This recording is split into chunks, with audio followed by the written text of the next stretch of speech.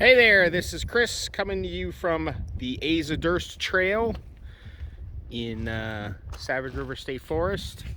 So not much to speak of here, but if you're using the ultimate Garrett County adventure map, then you are at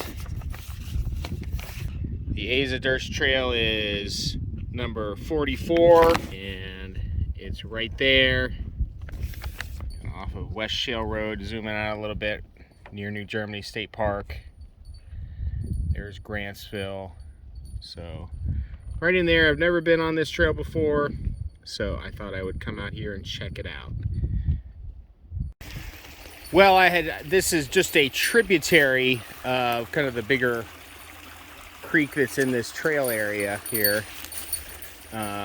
Maybe we'll cross back over Big Laurel Run. This is just a little tributary, but I forgot to hit play on the record on the video. So I'm gonna do another death-defying creek crossing. Let's see if this branch holds up. Could I go down there? Yeah. Spencer.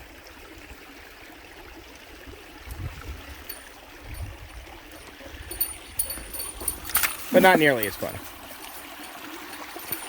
So a nice little charming little creek here. And the Asa Durst Trail here started in kind of a typical state forest kind of logging road.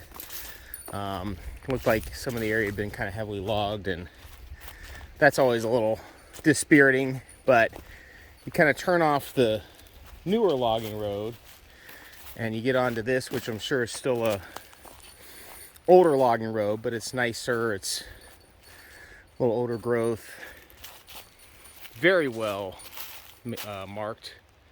Those blazes look brand new, and always some interesting, cool things to see if you keep your eyes open, and always just nice to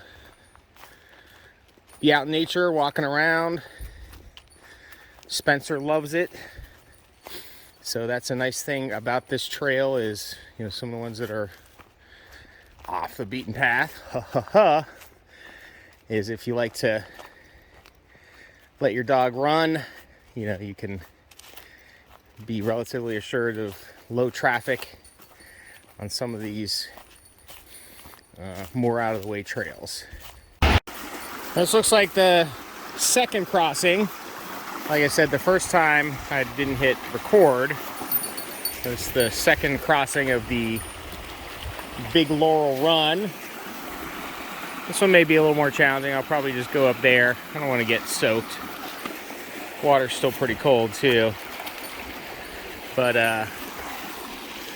yeah, it's a pretty interesting trail so far in terms of the change in coverage and terrain. So I'm gonna try and get down here and see if there's a crossable spot, so I don't have to get too wet.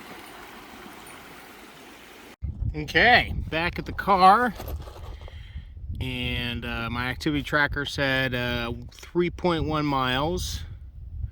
So essentially started here and did this loop around here, kind of this inner loop around there for about 3.1 miles. And it's a nice hike. This orange is old forest roads.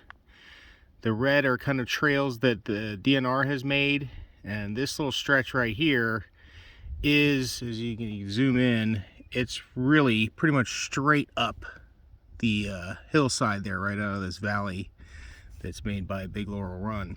So that is pretty steep, and that's not a forest road, so that I imagine will probably get pretty overgrown unless there's a lot of use on this. But otherwise, and that was real well marked. There was a lot of red blazes there too, and the whole trail is really well marked. A couple of nice little fun stream crossings, and overall a very pleasant, relaxing hike. So join me for my next hike, wherever that may take me. There's a whole big county out there to check out, so I will keep you posted as I check out the next spot.